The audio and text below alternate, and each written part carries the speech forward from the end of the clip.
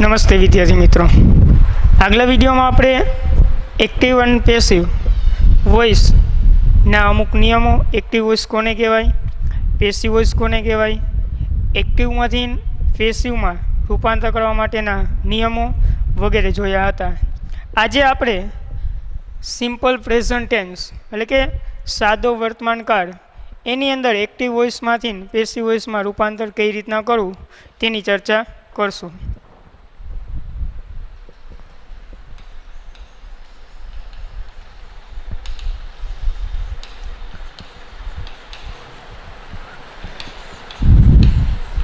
સાદો વર્તમાન કાળ. આપણે અગાઉ કાળ વિશે તો સમજૂતી મેળવી જ લીધી છે. એમાં સૌ પ્રથમ જોઈએ તો કઈ વાક્ય રચના આવે? વિધાન.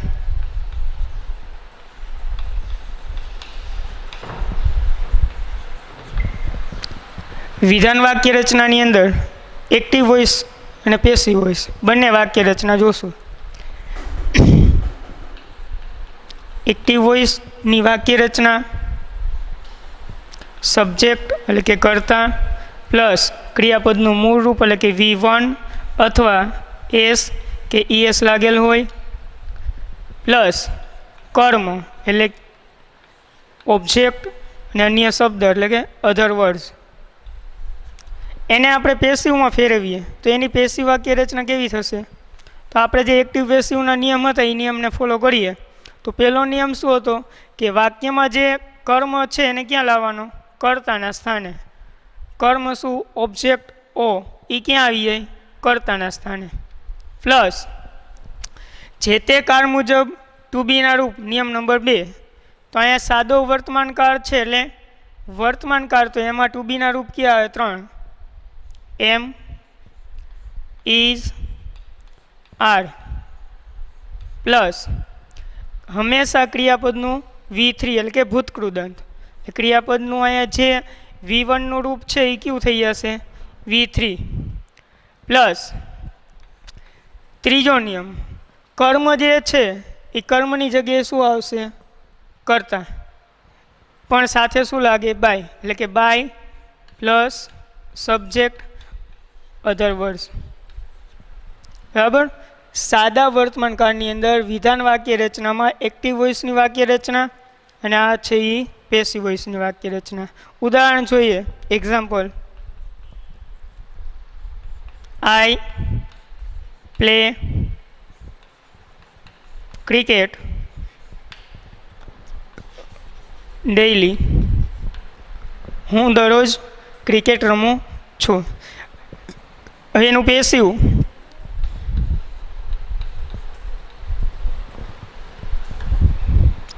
શું થશે? ક્રિકેટ જે કર્મ છે એ કર્તાના સ્થાને આવશે. પછી એમિસાર ટુ બીના રૂપમાંથી કોઈ પણ એક રૂપ. એમ છે હંમેશા કોની સાથે આવે? આઈ. આર છે એ બહુવચન નામની સાથે, જ્યારે ઇઝ છે એ એકવચન નામની સાથે. એટલે ક્રિકેટ ઇઝ. ક્રિયાપદ જે છે ક્યુ? પ્લે. અહીંયા કેવું રૂપ હોય એક્ટિવ વોઇસમાં? V1. આપણે એનું ક્યુ મૂકવાનું? V3. એટલે એનું શું થશે? પ્લેડ. બાય આઈ ની કર્મ વિભક્તિ આપણે અગાઉના વિડીયોની અંદર જોઈ હતી. શું થાય? મી. એટલે આઈ પ્લે ક્રિકેટ ડેઇલી એનું પેસિવ શું થશે? Cricket is played by me daily.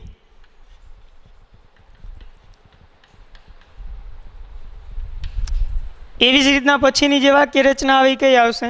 નકાર વાક્ય રચના.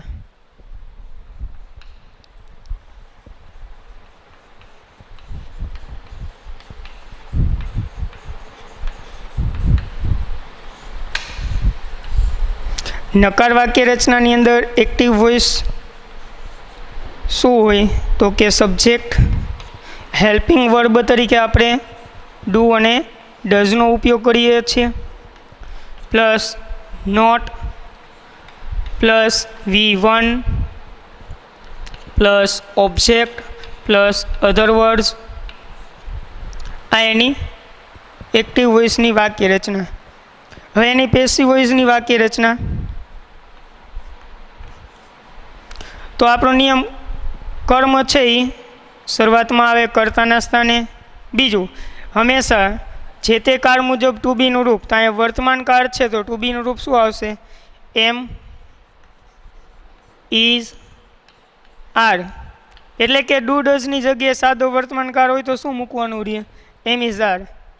પ્લસ નોટ, નકાર વાક્ય રચના છે એટલે V1 છે એનું શું થઈ જશે? V3. કારણ કે પેશી વાક્ય રચનામાં હંમેશા આપણે કયું V3 એટલે કે ભૂતકૃત દંડ વાપરીએ છીએ. ત્યાર પછી જે કર્મ છે એ કર્મની જગ્યાએ શું આવશે? કર્તા. પણ સાથે શું લગાડવાનું? બાય. બાય સબ્જેક્ટ એટલે કે કર્તા. અને અન્ય શબ્દ આ એની નકાર વાક્ય રચના. હવે ઉદાહરણ જોઈએ એનું.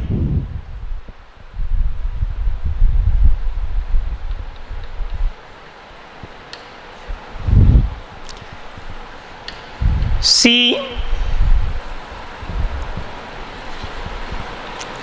does not cook food. તેણી રાંધતી નથી. એક્ટિવ એનું પેસિવ કરીએ તો કર્મ શું રાંધતી નથી? તો કે ફૂડ. એ આપણો કર્મ, એ આગળ આવશે. ફૂડ ટુ બીના રૂપમાં એની સાથે આવશે ઇઝ. નકાર વાક્ય રચના છે એટલે નોટ. ક્રિયાપદ જે રહ્યું કુક એનું મૂળ રૂપ છે એનું શું થઈ જશે? V3 cooked. બાય સીની કર્મ વિભક્તિ હર. એટલે આપણું જે વાક્ય છે she does not cook food, એનું પેસિવ વોઇસ શું થશે? Food is not cooked by Har.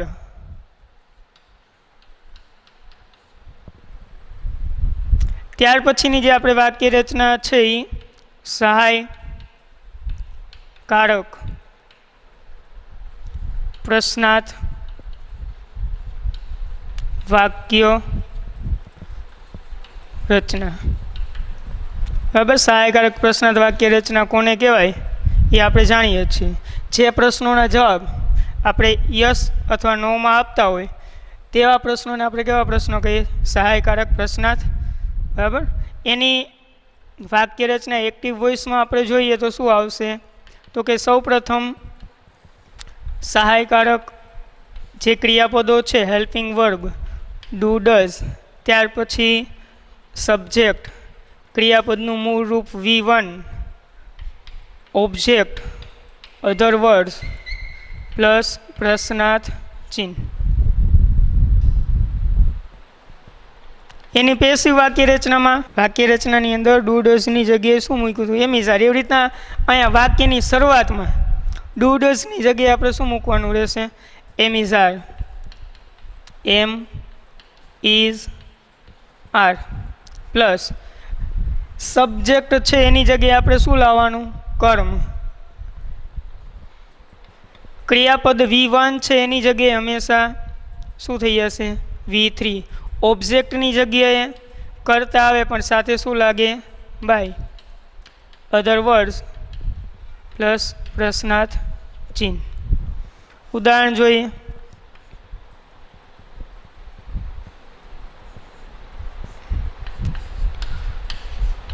Do you like this book? બરાબર. Do you like this book એનું પેસિવ બનાવીએ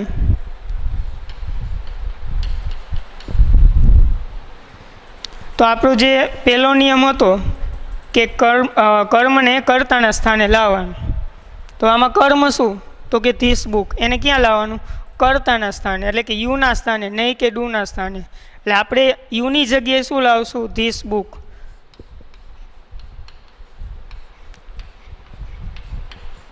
હવે બીજો નિયમ શું? ટુ બીનું રૂપ. તો અહીંયા ટુ બીનું રૂપ જેમ વિધાન વાક્ય રચનાની અંદર પછી મૂકતા હતા, ક્રિકેટ પછી, એવી રીતના અહીંયા નોટની પહેલાં એવી જ રીતના અહીંયા આપણે પછી નથી મૂકવાનું, પણ ક્યાં આવશે? ડુ કે ડઝના સ્થાને શરૂઆતમાં. તો ધીસ બુક છે એ એકવચન છે, તો એની સાથે એમ તો આવે નહીં, આરે નો આવે એટલે શું આવશે? ઇઝ. એટલે ઇઝ ધીસ બુક. આપણે બે નિયમ થયો. ત્રીજો નિયમ કે ક્રિયાપદનું હંમેશા V3નું રૂપ મૂકવાનું. V3નું રૂપ લાઇકનું, લાઇકડ. છેલ્લો નિયમ કર્મની જગ્યાએ શું જશે? કરતા, પણ સાથે શું લાગે? બાય. યુ છે તો યુની કર્મ વિભક્તિ યુ જ રહે, એટલે એનું શું થઈ જશે? By you. એનું પેસિવ. ખાસ ધ્યાન શું રાખવાનું કે આપણે અહીંયા કર્તા ને કર્મની અદલા બદલી કરી, પણ કર્તાને કર્મની જગ્યાએ અને કર્મને કર્તાના સ્થાને શરૂઆતમાં રહેલા ડુ ડઝની જગ્યાએ એમિઝાર અને છેલ્લે પ્રશ્ન ચિહ્ન મૂકવાનું. એટલે કે વાક્યમાં કોઈ ફેરફાર નથી, વાક્યનો પ્રકાર બદલાતો નથી, એના જ રહીએ. પ્રશ્નાર્થ વાક્ય છે તો પ્રશ્નાર્થ જ રહેશે. ડુ ડઝની જગ્યાએ શું થઈ જશે? એમિઝાર, પણ વાક્યની શરૂઆતમાં. મોટા ભાગે અહીંયા જ ભૂલ કરતા હોઈએ છીએ. પછીની વાક્ય રચના છે એ WH પ્રશ્નાર્થ વાક્ય રચના. એની અંદર આપણે હુ, વોટ, વેન અને વેર અને બસ 4 વાક્ય રચના આપણે જોવાના છીએ. હુ, વોટ, વેન અને વેર. સૌ પ્રથમ હુ વાળી વાક્ય રચના જોશું. એની એક્ટિવ વોઇસની વાક્ય રચના હુ પ્લસ V1 અથવા એસ કે ES પ્લસ ઓબ્જેક્ટ અધર વર્ડ્સ પ્લસ પ્રશ્નાર્થ ચિહ્ન. પેસિવ જ્યારે એનું કરીએ ત્યારે ખાસ ધ્યાન રાખવાનું, જે હુ છે એ હુનું શું થઈ જશે? By whom plus am, is, are plus object plus V3 plus other words plus પ્રશ્નાર્થ ચિહ્ન. શું કામ આવું? હુવાળી વાક્ય રચના જે છે એની અંદર કરતા હોતો નથી, એટલે એ કરતા નથી હોતો તો એ પાછળ જશે પણ નહીં, એટલે હુનું સીધું શું થઈ જાય? બાય હુમ. પછી આપણો જે બીજો નિયમ છે એ ટુ બીનું રૂપ. ત્યાર પછી જે કર્મ છે એ ક્યાં આવશે? આગળ. થોડુંક અલગ થાય એ ધ્યાન રાખવાનું હુવાળી વાક્ય રચનામાં. પહેલાં હુનું શું કરવાનું? બાય હુમ. પછી ટુ બીનું રૂપ. પછી રહ્યો એ કર્મને ક્યાં લાવવાનું? કર્તાના સ્થાને આગળ. પછી જે ક્રિયાપદનું V3નું રૂપ આવે તે, પછી અન્ય શબ્દ પ્રશ્નાર્થ.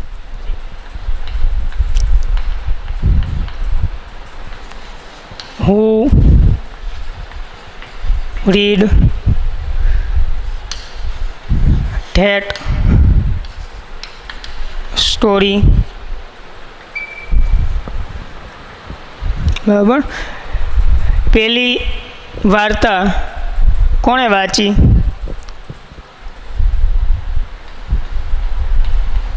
તો આ વાક્યની અંદર તમે જુઓ તો કરતા કોણ? ખ્યાલ જ નથી. કર્મ કોણ? That story. એને આપણે આગળ લાવવાનું, પણ હુવાળી વાક્ય રચના છે સીધું એને આગળ નહીં લાવી શકીએ. શું કરશું? પહેલાં હુનું બાય હુમ. પછી આપણે શું મૂકશું? ટુ બીનું રૂપ. તો ટુ બીનું રૂપ મૂકતા પહેલાં આપણે કર્મને આગળ લાવવો પડે, કેમ કે એની અનુસાર મૂકવાનું, નહીં કે કરતા મુજબ, કેમ કે કરતા અહીંયા ખબર જ નથી. એટલે ધેટ સ્ટોરી એની સાથે ટુ બીનું રૂપ શું આવશે? તો કે ઇઝ ધેટ સ્ટોરી. ક્રિયાપદ રીડનું ભૂતકૃદન શું થશે? રીડ. પૂરું વાક્ય. બરાબર. પ્રશ્નાર્થ ચિહ્ન. આ એક્ટિવ વોઇસ, આ એનું પેસિવ. હજી એક એનું ઉદાહરણ લઈએ.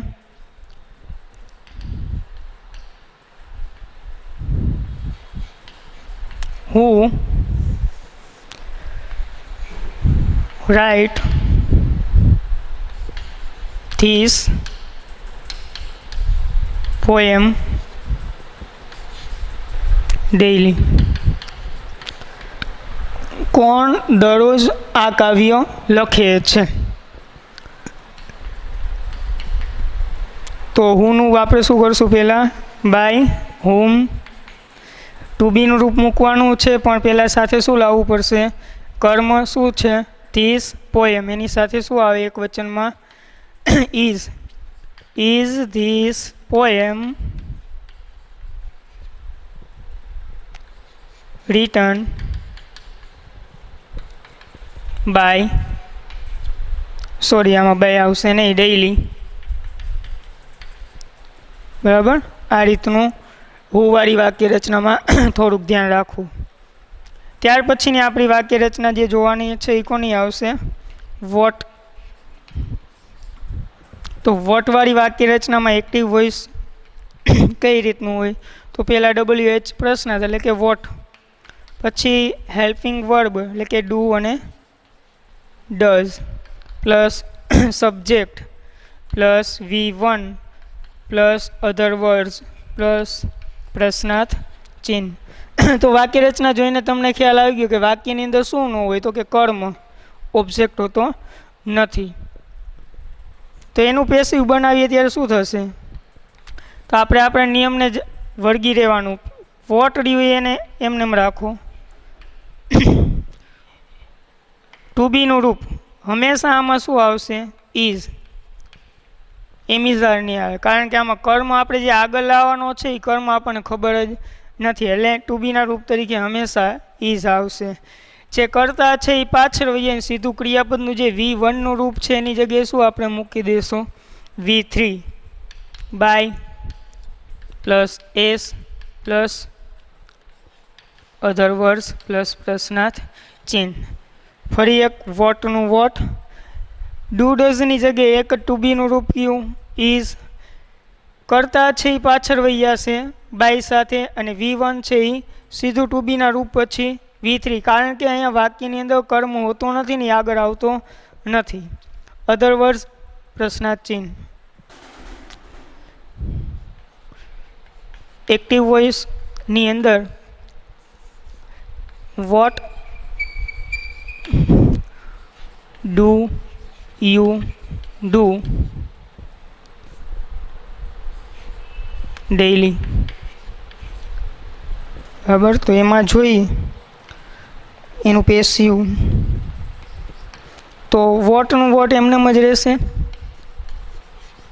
જે ડુ કે ડઝ છે એની જગ્યાએ મેં તમને કીધું શું મૂકવાનું?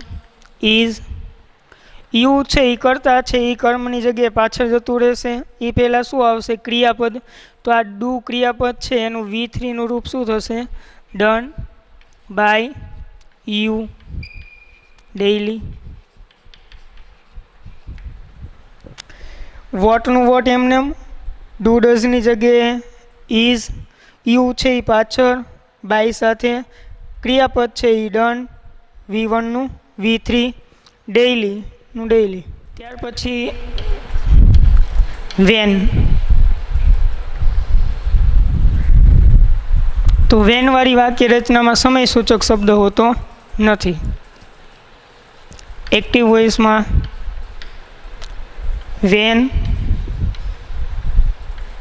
પ્લસ ડુ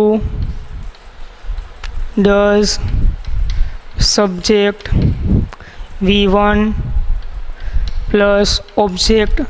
અધર વર્ડ્સમાં સ્થળ બતાવતો શબ્દ આવે પણ અહીંયા આપણે લખતા નથી.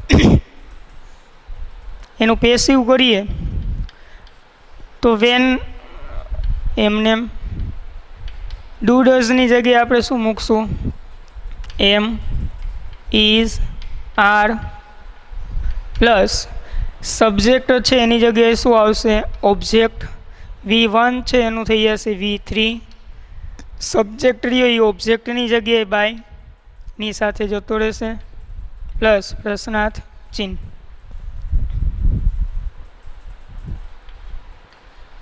ઉદાહરણ જોઈએ. વેન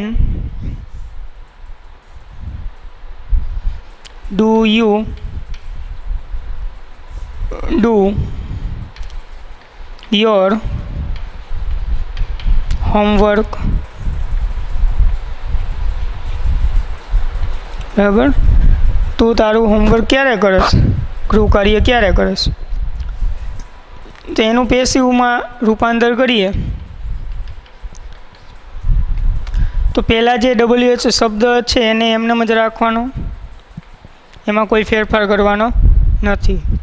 પછી જે સહાયકારક છે ડુ ડઝ, એની જગ્યાએ આપણે શું મૂકવાનું, એમ, ઇઝ અને આર. પણ એ એમ ઇઝ આર મૂકતી વખતે આપણે સાથે કર્મને પણ રાખવું પડે, કારણ કે એ અનુરૂપ, એ જો બહુવચનમાં હોય તો આપણે એની સાથે આર મૂકશું, એક વચનમાં હોય તો ઇઝ, અને જો એ મીનું આઈ થઈને આવતું હોય તો શું આવશે, એમ. એટલે અહીંયા શું છે, યોર હોમવર્ક. યોર છે એટલે એ બહુવચનમાં છે એવું નથી, એ એક વચન જ છે, એટલે ભૂલથી ને આપણે એની જગ્યાએ આર મૂકશું નહીં. વેન ઇઝ યોર હોમવર્ક,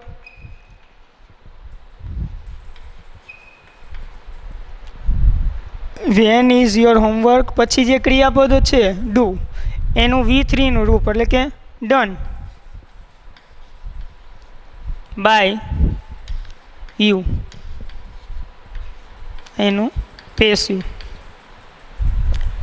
છેલ્લી એક વાક્ય રચના જોઈ લઈ.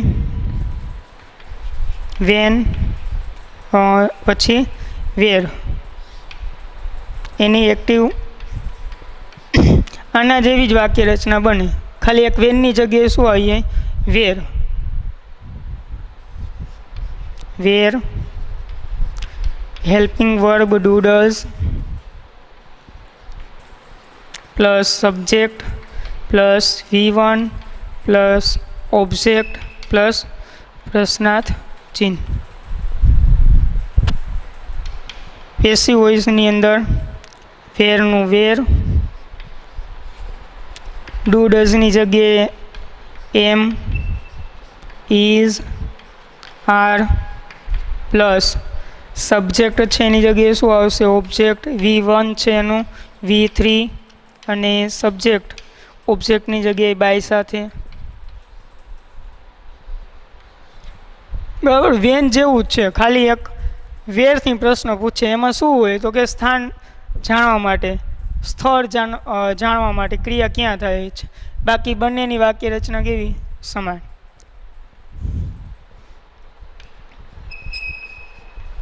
વેર does she put my key, બરાબર. તેણીએ મારી ચાવી ક્યાં મૂકી,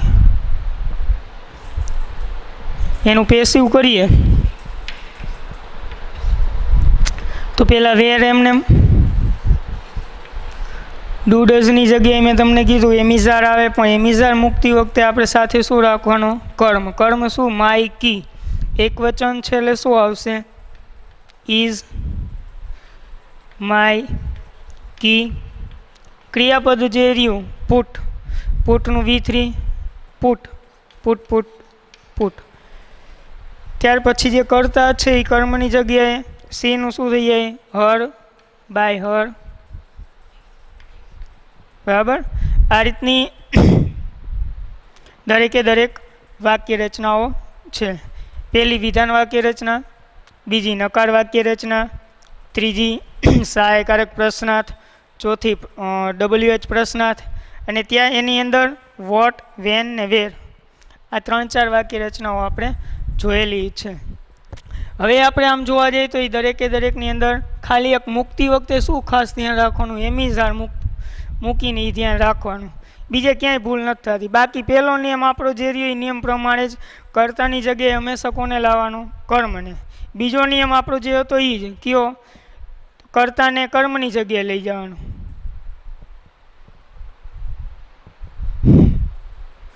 હવે મૂકતી વખતે એમિઝાર મૂકતી વખતે આપણને ભૂલ થાય, તમે જે કર્મ છે એને આગળ લાવો છો, એ એક વચન હોય તો ઇઝ, બહુવચન હોય તો આર, અને આઈ જો એ આવતો હોય તો એની સાથે શું આવે, એમ. અને ક્રિયાપદના V3ના રૂપ તમારે યાદ રાખવાના રહેશે. ધ્યેય બાય પેન્સ નાનકડું એવું વાક્ય છે. હવે આવું જ્યારે વાક્ય આપણને આપેલું હોય ત્યારે પહેલું આપણે વાક્યની અંદર શું ઓળખવાનું કે એ કયા કાળનું વાક્ય છે.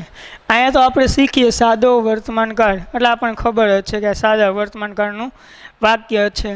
અને એમ જો ન ખબર પડે તો કાળની અંદર સમયસૂચક શબ્દ પણ આપેલા હોય તો એના ઉપરથી આપણે ઓળખી શકીએ કે આ કયા કાળનું વાક્ય. પણ આ વાક્યની અંદર સમયસૂચક શબ્દ પણ નથી. હવે એને ઓળખવું હોય તો ક્રિયાપદ ઉપર જવું પડે. ક્રિયાપદ કેવું? બાય, BY ક્રિયાપદનું મૂળ રૂપ હંમેશા એક જ કાળની અંદર આવે. કયા કાળની અંદર? સાદા વર્તમાન કાળની અંદર. એટલે આ સાદા વર્તમાન કાળનું વાક્ય છે એ પ્રમાણે એનું પેસિવ વોઇસમાં રૂપાંતર કરવાનું. હવે એ સાદા વર્તમાન કાળનું વાક્ય છે તો એની અંદર કેવું વાક્ય છે? વિધાન વાક્ય છે, નકાર વાક્ય છે, સહાયકારક વાક્ય છે કે WH પ્રશ્નાર્થ? તો અહીંયા જોઈ ધે બાય પેન્સ તો એમાં જો ડઝ ક્યાંય ઉપયોગમાં લેવાયેલું નથી. એટલે નકાર ન હોઈ શકે, સહાયકારક ન હોઈ શકે અને WH ન હોઈ શકે. એટલે કે વિધાન વાક્ય છે. તો વિધાન વાક્ય હોય ત્યારે આપણે શું કરવાનું? તો પહેલો નિયમ જે કર્તા છે એની જગ્યાએ કર્મ આવે.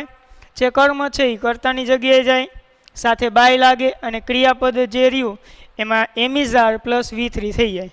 તો પહેલું વાક્ય આપણું શું? આનું રૂપાંતર કરીએ ત્યારે પેસિવમાં તો પેન્સ. જો પેન્સ રહ્યું બહુવચનમાં છે એટલે બહુવચનમાં હોય ત્યારે શું આવે? આર. બાયનું ભૂતકૃદંત બોટ, ધેનું બાય ધેમ. પૂરું. વિધાન વાક્ય રચનામાં આ રીતનું થાય. હવે આનું નાનું આપણે નકાર બનાવીએ તો they do not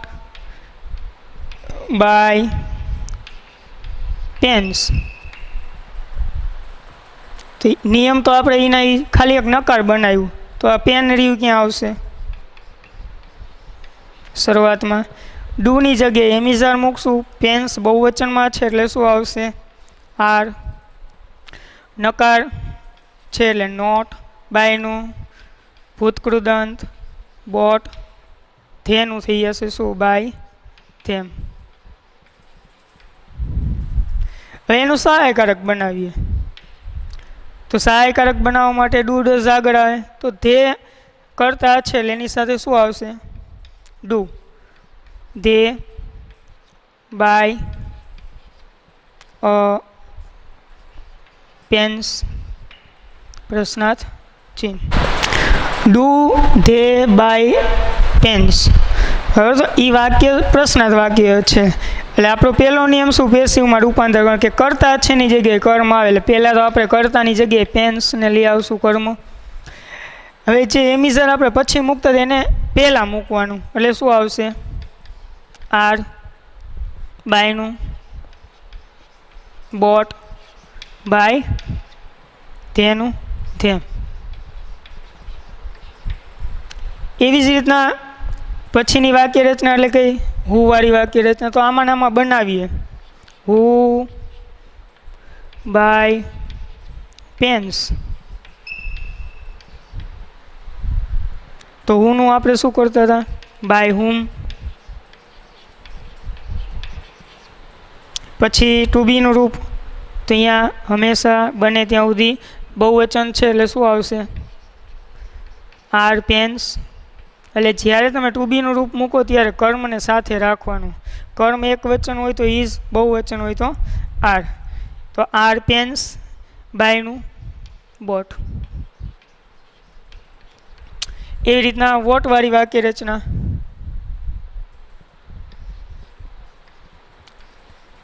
what do they buy. બરાબર. કર્મ નીકળી જાય. કર્મ રહ્યું એ નીકળી જાય. કર્મ શું હતું? પેન્સ. એ તો આપણે કાઢી નાખ્યું. Would do they buy. તેઓએ શું ખરીદ્યું? તો વોટનું વોટ. ડુની જગ્યાએ વોટમાં હંમેશા શું આવે? ઇઝ. ધે રહ્યું તો પાછળ વહી જાય ક્રિયાપદ. બાયનું V3 નું રૂપ બોટ, બાય ધેમ. ત્યાર પછી when, when do they buy pens. એકેય શબ્દ કાઢ્યો નથી કારણ કે સમય નીકળે વેનથી પ્રશ્ન પૂછો. આપણને આમાં ક્યાંય સમય આપેલો નથી એટલે કાઢ્યો નથી. પણ પ્રશ્ન તો આપણે પૂછી શકીએ ભાઈ તમે પેન ક્યારે ખરીદી હતી કે ક્યારે ખરીદશો. તો વેનનું વેન, ડુની જગ્યાએ કર્મ મુજબ એમિઝાર એટલે અહીંયા શું આવશે પેન્સની સાથે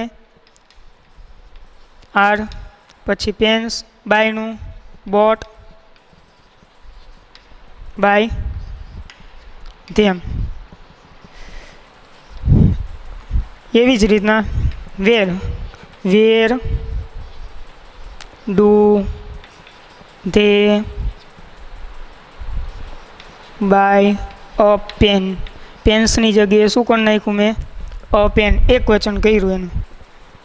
તો શું ફેરફાર થાય તો વેરનું વેર, ડુ છે એની જગ્યાએ એમિઝાર મૂકવાનું પણ કર્મ કોણ આવશે અ પેન. અહીંયા આપણે જે પેન્સની સાથે આર મૂક્યું એની જગ્યાએ હવે શું મૂકશું આપણે ઇઝ અ પેન. બરાબર, અહીંયા આર મૂકતા એવી રીતના અહીંયા શું આવીએ એક વચનમાં ઇઝ અ પેન. પછી ક્રિયાપદનું V3નું રૂપ બાયનું બોટ બાય ધેમ. આભાર. હવે પછીના વિડીયોની અંદર આપણે સાદા ભૂતકાળની અંદર એક્ટિવ વોઇસમાંથી પેસિવ વોઇસ જોશું.